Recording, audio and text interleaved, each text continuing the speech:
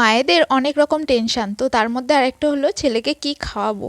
একেই ছেলের প্রচণ্ড পরিমাণে ঠান্ডা লেগেছে, আমি টেনশানে পড়ে গেছি কি রেসিপি করা যায়। তো ভাবলাম টমেটো স্যুপ রেডি করে নিই। তো চলো বন্ধুরা, রেসিপিটা ভাবলাম তোমাদের সাথে শেয়ারই করে ফেলি, অনেক দিন কোনো ভিডিও করা হয় না। তো এই টমেটো স্যুপটা করার জন্য আমাদের প্রয়োজন একটা টমেটো, তার সঙ্গে 2 কোয়া রসুন। আর বন্ধুরা, এই টমেটো স্যুপটা কত এজ থেকে খেতে পারবে বাচ্চারা সেটা কিন্তু অবশ্যই তোমাদের বলবো, তার জন্য পুরো ভিডিওটি দেখতে হবে। তো আমি এখানে 2 কাপ মতো জল দিয়ে দিয়েছি। দেখো টমেটোটা অর্ধেকটা পরিমাণে ডুবেছে, তোমরা চাইলে আরও অনেকটাই জল দিয়ে দিতে পারো। দেখো জলটা অনেকটা ফুটে উঠেছে, আমি ভাবলাম অল্প জল দিয়ে দিই, টমেটোটা এদিক ওদিকে ঘুরিয়ে ঘুরিয়ে দেবো, ভালো মতো সিদ্ধ হয়ে যাবে। আমি ঢাকা দিয়ে দিলাম কিছুক্ষণ পরিমাণে।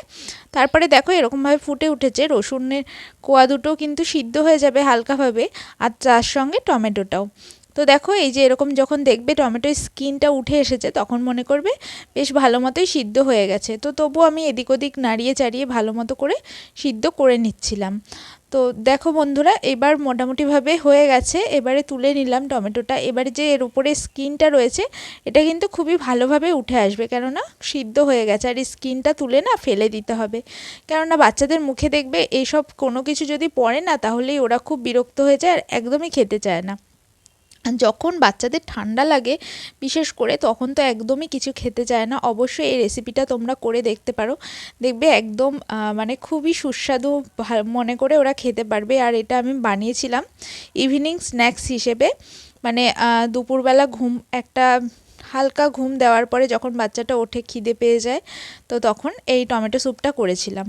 তো তোমরা ইভিনিংয়েও দিতে পারো, আবার সকালের দিকেও দিতে পারো, কোনো অসুবিধা হবে না।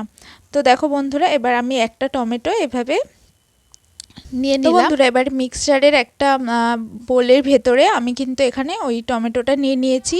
আর টমেটোর বীজগুলো অবশ্যই কিন্তু ফেলে দিতে হবে, বীজ একদম হজম হয় না, যার কারণে বীজটা ফেলে দেবে।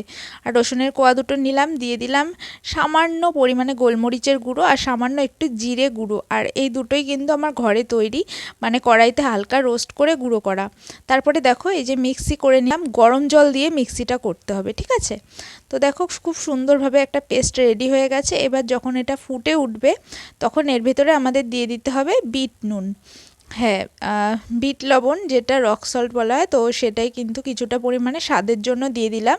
তোমরা যদি লবণ ইউজ করতে না চাও তাহলে করবে না, কোনো অসুবিধা নেই।